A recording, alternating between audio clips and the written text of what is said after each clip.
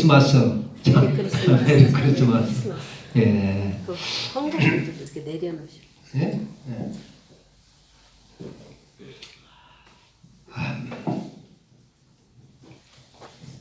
그 성탄절을 맞이하여서 하나님의 큰 축복이 있길 바랍니다.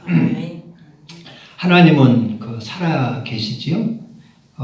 이 경배라는 것, 이제 우리가 오늘 이 성탄 경배 예배, 성탄절 주님이 이 땅에 오신 것을 감사하며 이렇게 경배드리는데, 이 영의 세계에서는 예배를 드리고 경배 드리는 것이 대단히 귀한 것이고 대단히 귀한 것이고 복된 일이다 하는 것을 우리가 아셔야 됩니다.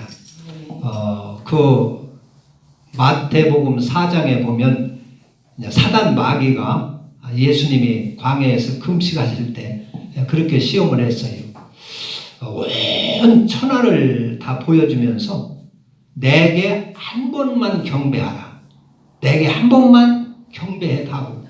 그러면은 천하의 모든 권세를 내가 영광을 내가 주마 그랬어요. 그러니까 이 영의 세계에서는 이 경배가 영적인 존재에 대해서는 이 경배가 천하보다도 더 귀하다고 하는 것이다 하는 것입니다. 천하보다도 우리가 하나님 앞에 드릴 수 있는 최고의 것이 경배고 예배지요. 하나님이 뭐 돈이 뭐 필요하겠어요? 뭐 건강이 하나님한테 필요합니까? 뭐 먹을 것이 필요하십니까? 하나님은 영이시고 모든 만물을 창조하신 분이기 때문에 그분에게 우리가 드릴 수 있는 최고의 것은 경배다는 것입니다. 그래서 사탄 마귀는 예수님에게 나에게 한 번만 경배하라. 그러면 천하 영광을 내가 주겠다 그랬어요. 그러나 주님께서는 사탄아 물러가라. 다만 하나님만 경배하라고 했느니라. 하나님께만 경배하라고 했느니라. 그러면서 사탄의 유혹을 거절을 했지요. 여기 이제 예수님이 이 땅에 오실 때쯤, 태어나실 때쯤, 동방에서 박사들이 별을 연구를 했어요. 옛날 그 천문학이 아주 상당히 오래됐지요. 천문학, 우주 천문학이. 예수님이 이 땅에 태어나실 때쯤에 그 별을 잘 연구하는 그런 박사들이 있었어요. 이게 동방인데, 여기서 동방이라고 하면 오늘날로 말하면 이란을 말합니다. 그 이란, 이라크 있죠? 이란, 뭐 인도, 이란 이쪽에. 그런데 그 동방에서 별들을 잘 연구하는 박사들이 어느 날 이렇게 천체를 연구를 하고 이렇게 잘 살펴보는데 이상한 별이 나타났어요. 아주 밝고 영롱하고 아주 신기한 별이 나타났어요. 그래서 야, 이거 심상치 않다. 이건 심상치 않다. 그런데 그게 아마 계속 그렇게 연일 나타났을 것 같아요. 계속 연일 나타났는데, 그래서 연구를 해보니까 야, 이것은 이 세상을 지배하는 왕이 나타날 별이다. 왕이 나타나. 그래서 알아보니까 이스라엘 나라의 메시아가 나타난다, 태어나신다, 메시아가 오신다 하는 그런 예언이 있는 거예요. 이제 어떻게 이 박사들이 그걸 알았느냐면, 유대인들이, 이스라엘 백성들이 그 바벨론 그 동방 지역으로 70년 동안 포로로 붙들려서 생활을 했단 말이에요. 바벨론 시대 때. 그래서 그 이스라엘 백성들의 포로 생활을 70년 동안 하면서 하나님을 섬기고 그 구약의 성경, 그 토라 이런 것들을 공부를 하니까, 그래서 이 박사들이 그걸 아는 것이다. 그렇게 생각을 합니다. 그래서 야, 유대의 이스라엘의 이 인류를 구원할 메시아가 오신다고 했구나. 아마 저 별은 분명히 그 메시아가 이 땅에 온 증거의 별이다. 그래가지고 준비를 했어요. 야, 메시아가 왔으면 우리가 가서 경배를 해야 될 거 아니냐. 이 지구상의 모든 인류의 구세주가 온다면 우리가 가서 경배해야 할 것이 아니냐. 그래가지고 경배할 준비를 이들이 잘 합니다. 그래서 가족 황금과 유향과 모략을 여기서 이제 드렸다. 그런데 11절 보면은 그들이 모략을, 황금과 유향과 모략을 보배함에 넣어가지고, 보배함. 그냥 보배함, 보배, 귀한 보배를 담는 그 상자, 함을 잘 만들어가지고 거기에 황금과 유향과 모략을 잘 준비했어요. 하루아침에 그냥 덜썩 이렇게 간 것이 아닌 것 같아요. 이들이 사전에 그 별을 보고 그 메시아를 경배하기 위하여 이렇게 시간을 넉넉하게 두고 잘 준비한 것 같아요. 그래서 함을 만들고 보배함을 잘 만들어서 그 황금과 유향과 모략을 이것은 최고 귀한 그 귀중품들입니다. 황금은 부귀를 뜻하겠죠. 부귀를 뜻하고 황금. 유향은 그러니까 황금은 아주 가장 변하지 않고 아주 부를 상징하고 권세를 상징하는 그런 예물인 것입니다. 또 유향은 우리 사람이 코로 맡을 수 있는 최고 귀한 그런 향품을 말합니다. 또 이 모략은 사람이 먹을 수 있는 최고의 그러한 그 신비로운 그런 또 방부를 할 수 있는 썩지 아니하는 그런 약입니다. 이것을 최고의 것을 정성껏 준비해서 보배함에 담아가지고 나귀를 타고 이렇게 일행 우리는 보통 동방박사가 세 사람으로 이렇게 아는데 황금과 유향과 모략의 세 가지라서 그런데 아마 한 일행이 세 사람 이상 많이 있었을 것 같아요. 그래가지고 준비를 잘 해서 그 별의 인도를 받아가지고 별을 따라왔어요. 이게 신기하게 별이 쫙 비치면서 안내를 하는 것이요. 우리가 이 별이 어떻게 이런 일이 있을 수 있느냐. 천체라는 것이 이게 자꾸 돕니다. 그래서 이제 일식이라는 게 있고 월식이라는 게 있지 않아요? 달이 지구와 달이 일직선이 되면은 지구 그림자 때문에 달이 싹 감춰져 버려요. 달이 빛이 깜깜해져요. 그게 월식이라고 하는 것입니다. 월식. 그래서 달이 이렇게 둥근 달이 있다가 싹 어둠에 비추고 그것이 조금 있으면 또 나타나고 그러죠. 일식도 있고 일식이라고 하는 것은 태양과 지구와 가운데에 달이 딱 가로막혀서 해를 가리는 걸 말합니다. 그게 일식입니다. 그런 것처럼 이런 천체의 별들이 운행을 하고 움직여요. 움직이니까 그런 별들이 이렇게 잘 돌다가 딱 겹칠 수가 있어요. 겹치고 또 이렇게 붙고 이러면 그것이 이상한 그 빛을 발할 수도 있고 그럴 수가 얼마든지 있을 수가 있어요. 그러니까 여기 이 별이 이렇게 나타나가지고 아주 신기하게 별이 나타나고 하는데 별이 쫙 안내를 하는 거예요. 그래서 별을 따라서 이제 이스라엘에 왔는데 이제 밤에만 왔을 것 같아요. 밤에. 낮에는 별 빛이 비치지 않으니까 밤에만. 이 사람들은 별을 연구하는 사람들이고 밤에 이게 나타나기 때문에 낮에는 쉬고 밤에 별 따라서 온 것 같아요. 낮에는 이제 별 빛이 안 나고. 그래가지고 예루살렘까지 왔어요. 그러면서 이제 선입견에 왕이 나타나면은 왕궁에 나타나겠지. 왕궁에. 그래서 왕궁에 나타날 줄 알고 예루살렘에 와서 왕궁을 찾아간 것입니다. 헤롯 왕궁을 찾아갔어요. 그러면서 거기 가서 물었어요. 유대인의 여보세요. 여보세요. 우리가 이렇게 벼를 따라서 이렇게 왔는데 유대인의 왕으로 나신 분이 분명히 있을 것 같은데 유대인의 왕으로 나신 이가 어디 계십니까? 우리가 동방에서 그의 벼를 보고 경배하러 왔습니다. 그랬어요.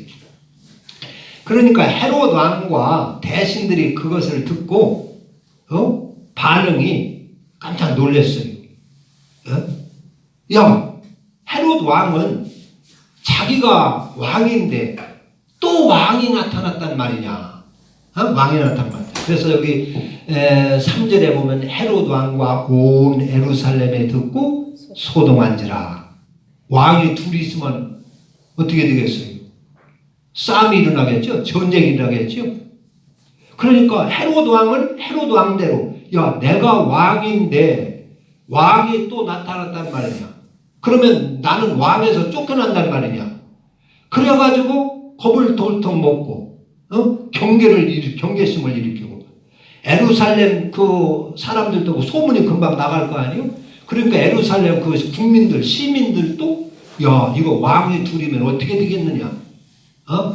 우리가 줄은 어디에 서야 된단 말이냐?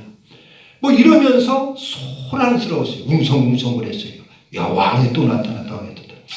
그러니까 헤롯 왕이 대제사장들과 백성의 박사들을 쭉 불렀어요. 다 불러가지고 이렇게 동방에서 박사가 이렇게 왕이 나타났다고 유대인의 왕 메시아가 나타난 것을 벼를 보고 왔다고 하는데 메시아가 어디서 나겠느냐 묻습니다. 4절에 보면 왕이 모든 대제사장과 백성의 서기관들을 모아 그리스도가 어디서 나겠느냐 물으니 여기 유대인의 왕이라고 하는 것은 그리스도를 말하는 것입니다. 메시아를 말하는 것이지요. 왕. 그러니까 그 대제사장들이 서기관들이 대답을 하기를 그것은 옛날에 옛적부터 선지자들의 예언에 오기를 베들레헴에서 메시아가 난다고 했습니다. 그렇게 예언되어 있습니다. 선지자들이 그렇게 예언했습니다. 베들레헴입니다. 그렇게 얘기를 했어요. 그래서 이 헤롯 왕은 그 박사들을 불러가지고 가만히 불렀어요. 가만히 조용히 불렀어요. 그러니까 다른 신하들을 다 젖혀놓고 그 박사들만 부른 것 같아요. 그래가지고 조용히 얘기합니다. 유대인의 왕이 메시 그리스도가 베들레헴에서 나타나기로 되어 있습니다. 그러니까 가셔서 잘 살펴가지고 왕께 경배하고 나에게도 꼭 와서 얘기를 해주시오. 그럼 나도 가서 경배할 수 있도록 나에게 꼭 알려주시오. 그랬어요. 그래서 속셈은 뭐냐? 새로 태어난 왕을 죽일 속셈이었어요. 죽이려고. 그래서 조용히 불러가지고 그렇게 얘기한 거예요. 그래서 이 박사들은 알았다고. 그래가지고 이제 나오는데 또 저녁 때가 된 것 같아요. 그러니까 저녁 때가 그 별이 또 빛을 발하는 거예요. 그래서 그 별의 빛을 딱 따라서 베들레헴에 참 가니까 마구간에 예수님이 거기에 이제 아기로 이 땅에 오셨지요.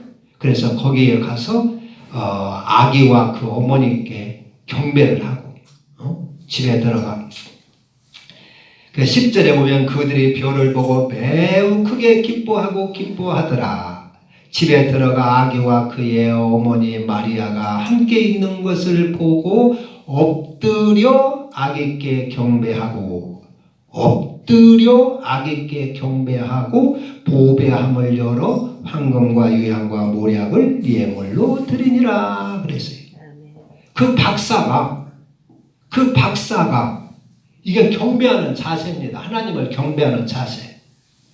그러니까 그 박사가 지금 갓 태어난 어린 아이한테 엎드려 절을 하는 것이에요. 엎드려서 정성껏 아주 경의를 표하면서 엎드려 그 박사가 그 나이 많고 존경받고 그런 그 박사가 엎드려서 아기께 경배를 하는 거예요. 그리고 보배함을 열어서 선물을 그 축하 선물 황금과 유향과 모략 선물을 잘 드리는 것입니다. 그리고 경배하는 것이. 그것이 경배의 자세지요. 경배의 자세. 이게 조그마한 갓 태어난 어린 아이한테 이 박사들은 겸손하게 엎드려 경배를 했어요. 이게 하나님을 경배하는 자세지요.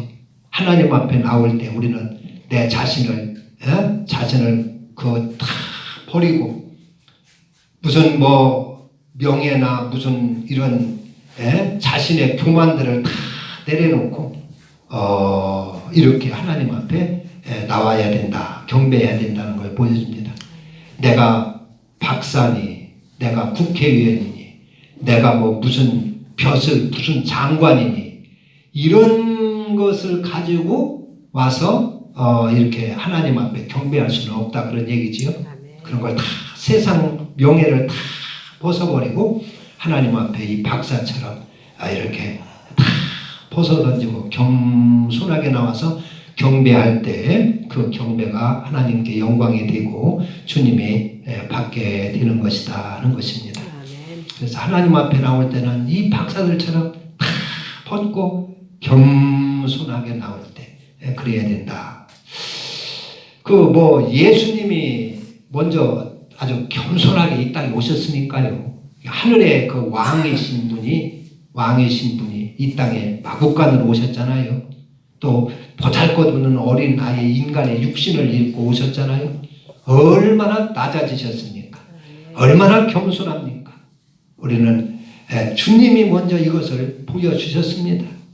그러므로 우리는 그분 앞에 조금이라도 교만 떨 수가 없는 것이죠.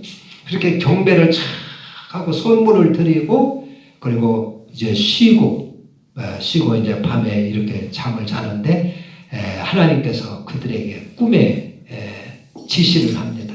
12절에 오면 그들은 꿈에 헤로데게로 돌아가지 말라 지시하심을 받아 다른 길로 고국에 돌아가니라. 그러니까 헤로데게 가면은 아마 이 박사도 죽을 수가 있어요.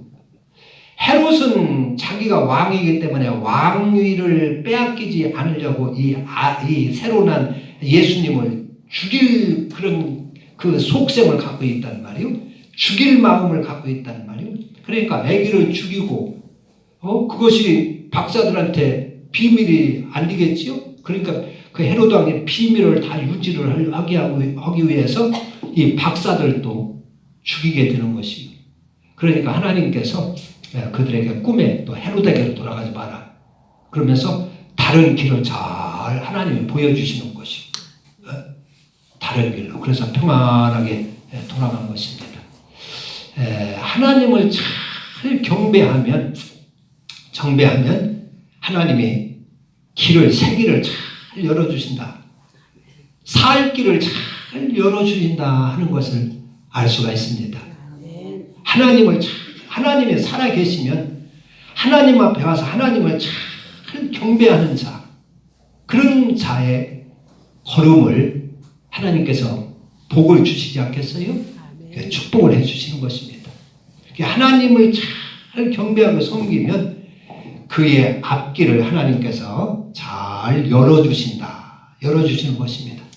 오늘 또 우리 금년도 이렇게 하나님 주님의 성탄을 경배하며 축하하며 경배하는 우리 여러분 모두에게 2020년도 이 앞길에 새로운 길, 좋은 길들로 하나님께서 열어주시고 앞길을 축복해 주시기를 주님의 이름으로 축원합니다. 아멘. 그래서 하나님은 이렇게 살 길을 열어주셔요. 주님 앞에 경배하는 자, 그들이 죽게 내버려 두지 않는다는 말이에요. 그들이 사지로 걸어가도록 버려두지 않는다는 것입니다. 그래서 그들의 갈 길을 새 길을 잘 열어주시는 거예요. 이스라엘 백성들이 애굽에서 400년 종살이를 하고 출애굽을 할 때 그들이 광야에 나왔어요. 하나님을 섬기러 모세를 통해서 바로 왕에게 내 백성을 보내라. 그들이 광야에서 나를 섬기리라. 그러니까 나를 섬기도록 이스라엘 백성을 풀어줘라 그랬어요. 그래서 마지못해 하나님의 그러한 재앙 앞에 바로가 꼼짝 못하고 이스라엘 백성들을 이렇게 풀어주고 나서 다시 이제 그들을 붙들려고 추격을 하지요. 후회가 돼가지고. 그래서 이스라엘 백성들이 나와가지고 이렇게 출애굽을 했는데 홍해 앞에 도달하잖아요. 홍해 앞에. 하나님의 인도를 받아서 왔는데 와보니까 홍해가 다 가로막힌 거예요. 그러니까 사람들이 막 웅성웅성하며 여기서 우리가 다 죽는 거 아니냐 웅성웅성 하는데, 근데 그러고 보니까 뒤에서는 바로의 군대들이 막 말 타고 막 시커먼하게 막 죽여보는 거예요. 다시 붙들려고. 그러니까 백성들이 두려워서 막 겁먹고 모세를 향하여 우리가 다 죽게 생겼는데 우리를 죽이려고 이렇게 인도했단 말이냐 그러면서 이렇게 아주 소란스러운데, 그때 하나님께서 모세에게 기도합니다. 너희 홍해를 지팡이로 가르고 건너가라. 그래서 하나님 앞에 기도하고 꽉 막혔던 그 홍해가 쫙 열려서 그 홍해를 건너 출애굽을 하지요. 바로 군대들은 그것을 따라오다가 오히려 홍해에서 수장이 됩니다. 이스라엘 백성이 다 건너자마자 홍해가 다시 쫙 이렇게 합쳐지는 바람에 이스라엘 애굽 군대들은 홍해에서 수장돼 버리고 말아요. 하나님을 경배하는 사람들에게는 막힌 것이 열리고 홍해도 열려서 길이 없던 길도 생기고 열리고, 그런데 오히려 하나님의 경배를 희망하고 가로막고 그들을 붙들려고 하는 애굽 군대에게는 있던 길도 닫히는 것을 볼 수가 있어요. 있던 길도. 그러니까 우리가 하나님을 길이 참 열렸다고 해서 형통하는 거 아닙니다. 그것이 오히려 잘못하면 사지가 될 수가 있어요. 사지가. 그러니까 우리가 하나님을 참 경배하는 자에게는 없던 길도 열리고 그 하나님을 무시하고 하나님을 경배하고 가르하는 자들을 사로잡고 죽이려고 하는 그런 자들에게는 있던 길도 사지가 된다. 사지가 되는 것이다. 그래서 동방박사들이 주님을 잘 경배하고 나니까 하나님께서 그들을 귀하게 보시고 축복하시고 그들에게 갈 길을 다시 잘 안내하시고 열어주시고 새 길을 열어주셨어요. 아브라함은 독자를 드리며 하나님 앞에 경배하고 내려올 때 하나님께서 제물 양을 이렇게 또 준비해 주고 그러시죠. 그러니까 하나님을 잘 경배하는 자들, 그들을 하나님께서 어떻게 축복을 해 주시는가를 성경은 우리에게 보여줍니다. 그러니까 평생 우리가 하나님을 경배하고 산다면 우리의 발걸음들이, 우리의 앞길들이 잘 형통할 줄로 믿습니다. 그리고 여기 헤롯은 이제 박사들이 그냥 돌아가니까 속은 줄 알고 베들레헴의 2살 이하의 어린아이들을 싹 죽였어요. 이것은 헤롯이 예수님을 잘 몰라서 그랬습니다. 예수님이 유대인의 왕이라 하니까 자기의 왕좌를 뺏길 줄 알고 그렇게 한 거예요. 그러나 주님이 왕이라고 하는 것은 헤롯의 왕좌를 빼앗으려고 오시는 왕이 아닙니다. 주님은 이 땅에 와서서 우리의 무슨 영광을 빼앗으러 오시는 분이 아니다 하는 얘기입니다. 주님이 왕이라고 하는 얘기는 무슨 왕이냐? 진리의 왕을 말합니다. 진리왕. 예수님은 진리의 왕으로 오셨어요.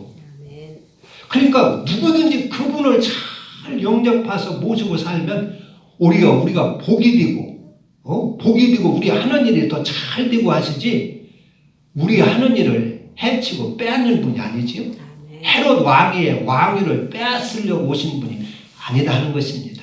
그래서 예수님을 잘 몰라서 헤롯은 이렇게 아주 큰 극악한 죄를 짓게 되는데, 예수님은 진리의 왕이시고 진리로 모든 세계를 다스리고 하늘나라를 다스리고 세상을 다스리는 분이 예수님이십니다. 아멘. 예수님이 다스리는 것은 진리로 다스리는 것이에요. 진리. 그래서 우리가 진리에 잘 순종해 사는 것이 하나님께 순종해 사는 것입니다. 아멘. 하나님의 인도를 받는 길입니다. 주님은 무슨 막 폭력으로 다스리는 것도 아니고 진리로 다스리는 분이시다. 뭐 이 세상에 그냥 인간의 힘으로 세상의 역사가 돌아가는 것 같지만은, 그러나 긴 역사를 두고 보면은 세상에 뭘로 다스려집니까? 진리로 다스려집니다. 아멘. 의로 다스려집니다. 공의로 다스려집니다. 그래서 악이 그렇게 드세서 악이 막 세상을 뒤엎을 것 같아도 긴 역사를 보면 의가 다 승리하게 되는 것입니다. 마침내는 의가. 그래서 우리 주님은 진리의 왕이시고 진리로 모든 하늘나라도 진리로 다스리고 이 세상도 진리로 다스리시는 분이시다. 그래서 또 우리도 우리 한 사람, 예수 믿는 사람도 우리는 진리의 작은 왕들이 되어야 될 것이다 하는 것입니다. 진리의 작은 왕들. 내가 있는 처수에서 내가 진리로 나도 다스림을 받고 우리의 가정도 진리로 다스림을 받고 진리로서 이렇게 빛날 수 있는 우리 성도들, 가장 의롭고 가장 진실하고 이러한 진리의 작은 왕들이 되어야 될 것입니다. 기도합니다. 하나님 아버지,